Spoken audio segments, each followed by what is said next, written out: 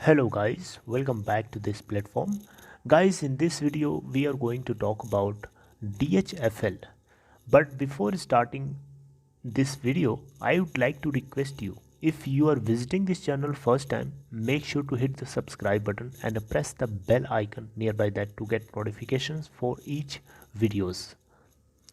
तो DHFL के अंदर हम आगे बात करेंगे, लेकिन सबसे पहले फ्राइडे यानी 19 फेब 2021 को क्या सिचुएशन रही एक बार देख लेते हैं। 18.95 की ओपन प्राइस के बाद वहीं से कोई हाई और कोई लो नहीं बनाता है, क्योंकि अपर सर्किट बैंड के ऊपर ओपन हुआ था। प्रीवियस क्लोजिंग प्राइस देखें तो 18.05 था। 5% के आसपास का अपर सर्किट लगा है, इसके अंदर क्लोजिंग भी हुई है 5% ऊपर, 90 पैसे ऊपर। टोटल वॉल्यूम चेक करेंगे तो 13,90,000 नहीं, BSE के ऊपर देखें तो 1,39,037। वहीं NSE के ऊपर देखेंगे तो 14,22,045 टोटल क्वांटिटीज़ ट्रेड होती हैं। ये टोटल बाइंग क्वांटिटी है, आप याद रखिए। मार्केट कैप अगर आप देखें तो DHFL की दीवान हाउसिंग फाइनेंस लिमिटेड की है 594.69 करोड़ रुपए। अगर हम लास्ट के कुछ दिनों का रिटर्न परसेंट देखेंगे तो हफ्ते भर में 26.76% ऊपर है, लेकिन ईयर टिल डेट में 35.98% डाउन है और 1 मंथ में 34.43% डाउन है। 3 मंथ में देखें, 3 महीने का तो 6.65% डाउन है, लेकिन 6 मंथ में 34.40% अप है और 76.28% 1 ईयर में अप है। तो लास्ट के एक हफ्ते में आपने देखा कि इसके अंदर हमें लगातार कंसिस्टेंट अपर सर्किट लगता हुआ दिखाई दिया है। आप यहाँ देख सकते हैं, आपको ग्राफ पे लेके आया हूँ। 5 दिन का ग्राफ आप देखें तो एक अप स्टेयर केस बनता हुआ आपको दिख रहा है। लास्ट के मंथ भर का आप ग्राफ चेक करेंगे तो एक हमें गिरावट, मोनोटोनस गिरावट दिख रही थी, लेकिन उसके बाद यहाँ से हमें एक पॉजिटिव डायरेक्शन में मूव देखने को मिला, राइट। तो इससे जुड़ी हुई क्या अपडेट है, आइए देखते हैं।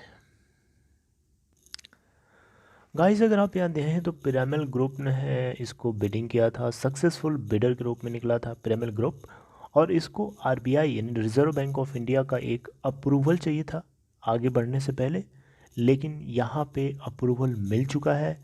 इस वीडियो में आपको पता चलेगा कि RBI जो है क्यों अप्रूव करना चाहता है।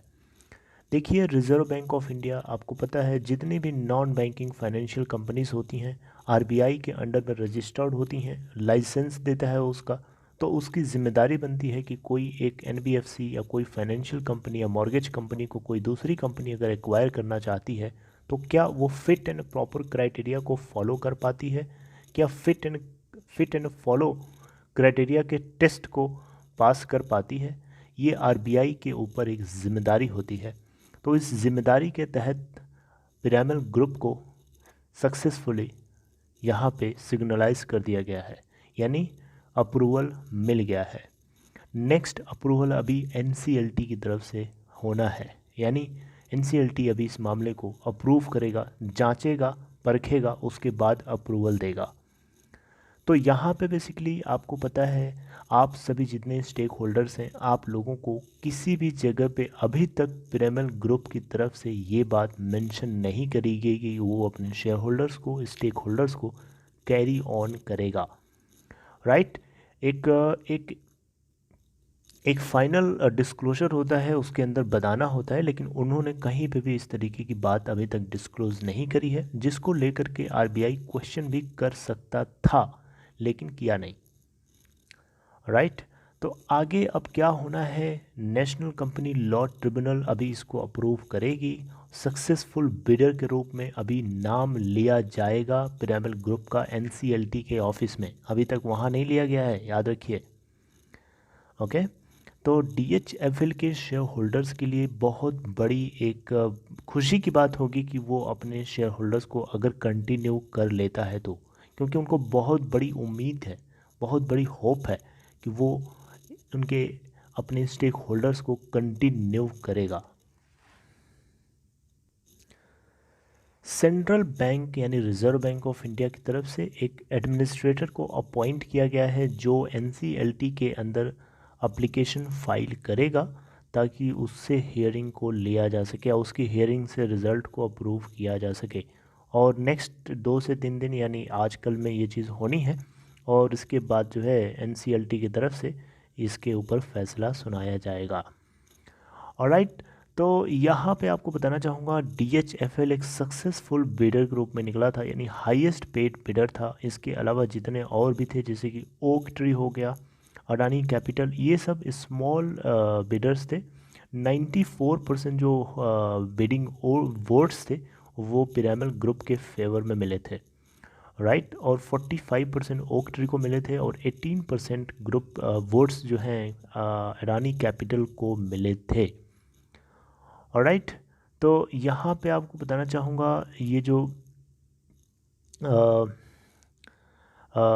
बेसिकली यहाँ देखा जाए तो ओक ट्री और पिरामल ग्रुप जो है ये उतने ज़्यादा सक्सेसफुल बिडर्स के रूप में नहीं देखे गए, क्योंकि ये उतना ज़्यादा अमाउंट देने को रेडी नहीं थे जितना पिरामल ग्रुप अकेले देने को तैयार था, राइट।